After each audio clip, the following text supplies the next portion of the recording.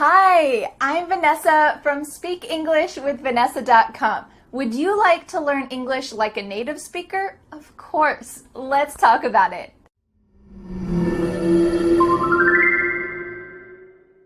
Would you like to see how my son, a native English speaker, is learning his native language? Today we're going to talk about 3 things that happen naturally during conversations with him that are helping him to learn to speak English. And I'm curious, as you watch this video, think about mothers and fathers in your country. Do they do these things as well?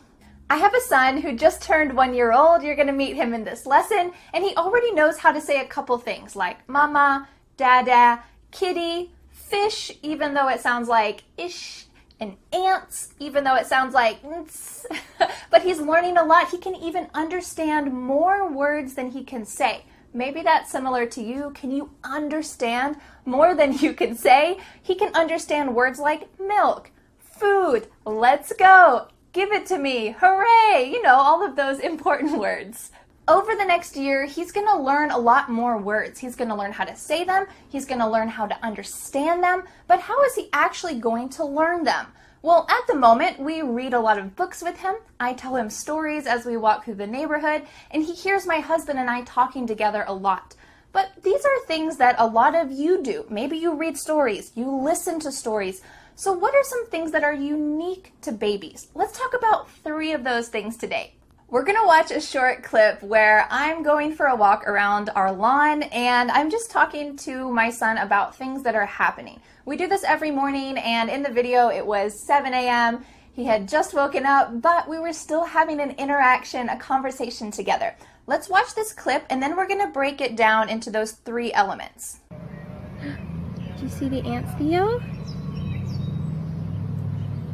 Yeah, they're on that tree. They're climbing up.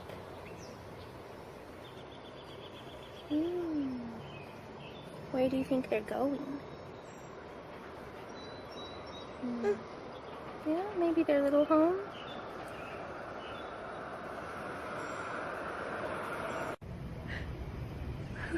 What happens when you pull on that tree, Theo? Oh, the leaf fell on the ground.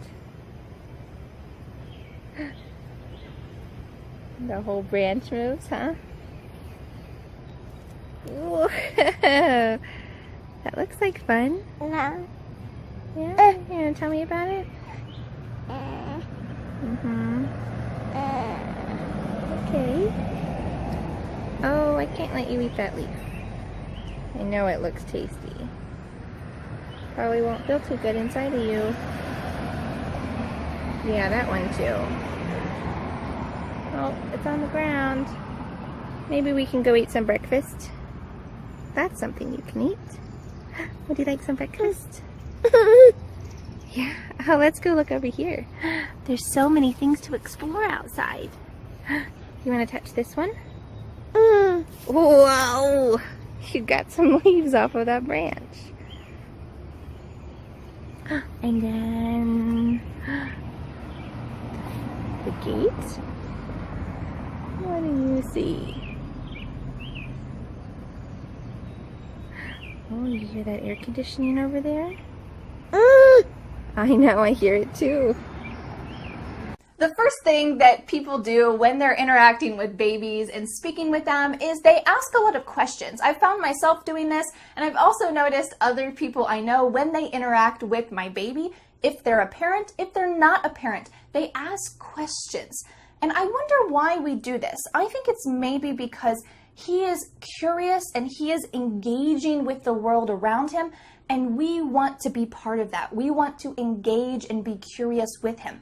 What do you see? Do you see that? What's that? What are you doing? We're engaging with him and we're using his natural curiosity in order to learn more language. So I think that you can use this as well as an English learner. Spark your curiosity about the things around you. Look at the room around you, look outside if you're outside at the moment, and try to ask questions about things. What's that noise? Oh, is that the air conditioning? And maybe you don't know the word for air conditioning in English, or you can't pronounce it well. This is a good time to use that word, to practice and to engage yourself in the world around you by asking questions about things that are just natural in your world.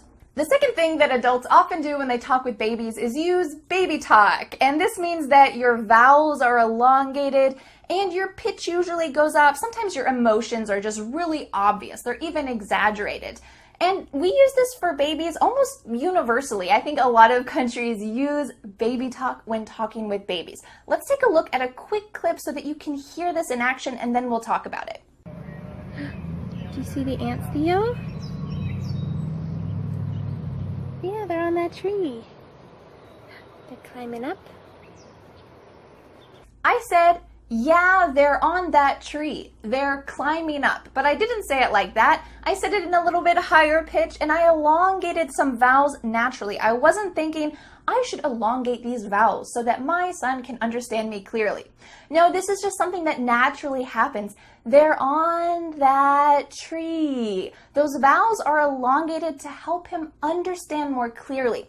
And there's actually a study that showed people who talk to babies in baby talk, those babies understood their native language faster because they were spoken to clearly and they could hear those vowels, which are often the most tricky parts of language. So for you, how can this help you as an English learner? Should you listen to mothers speaking in baby talk? No, not necessarily. But what this translates to for you is that it's best to start off with something that you can understand. So for example, this English lesson, I hope that you can understand the majority of what I'm saying. My speech just naturally is pretty clear and straightforward. This means it's easier to understand. So start with this kind of speech. Don't jump right into an English TV show and then feel overwhelmed and bored. Instead, start with something that you can understand. Babies start with baby talk, and then they work up to more mature adult-like speech. So don't feel bad starting with something a little bit lower level and then working your way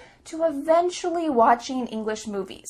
The third thing that adults often do when they're speaking with babies is they interact with them by talking back to them when they're babbling. Babbling means when they're just saying nonsense. It's just sounds. Yeah, yeah, na, na, ma, ma, la, la.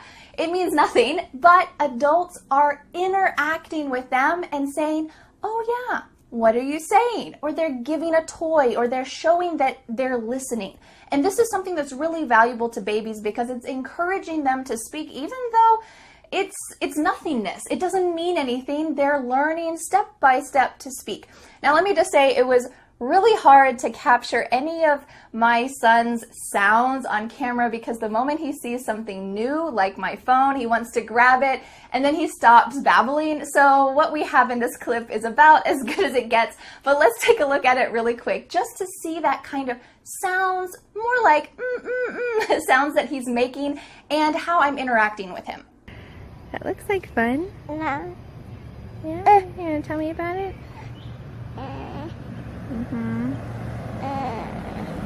Okay. Having someone to talk to is so much more fun than just speaking by yourself. So I'd like to help you use this technique as well, even if you're just saying sounds like my baby. It doesn't mean anything.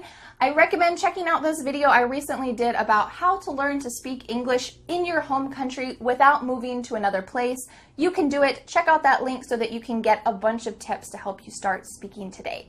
And now I have a question for you. Do mothers and fathers in your country use these techniques when they're speaking with babies? Maybe your parents used this when you were a baby as well. You can use them now. Be curious. Learn with information you can understand and speak.